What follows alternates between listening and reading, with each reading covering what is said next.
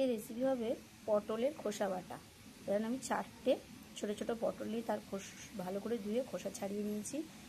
4-5 কোয়া রসুন, সামান্য একটু চিনি, স্বাদ মতো নুন, হলুদ, লঙ্কার গুঁড়ো আর 3টে কাঁচা লঙ্কা।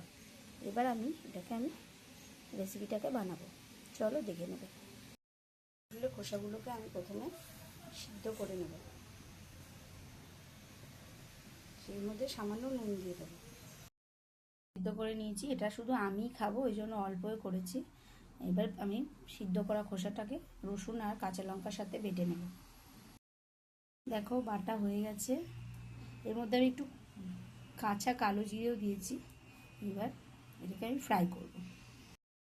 প্যানের মধ্যে সর্ষের তেল দিয়ে দিলাম, কাঁচা লঙ্কা দিয়ে দিলাম,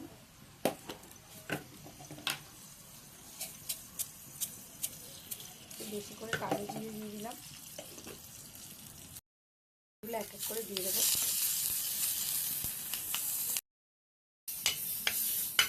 চিনি, নুন, সামান্য হলুদ গুঁড়ো, সামান্য লঙ্কার গুঁড়ো দিয়ে একটু ভাজা ভাজা হলে এটা নামিয়ে নেব। একবার গরম গরম ভাতের সাথে এটা খেয়ে দেখবে, আর কোনো তরকারি লাগবে না। একবার অবশ্যই এটা বানিয়ে খেয়ে দেখো। আর যাদের মুখে স্বাদ নেই তারা তো অবশ্যই এটা বানিয়ে খাবে, মুখের স্বাদ পুরো ফিরে যাবে।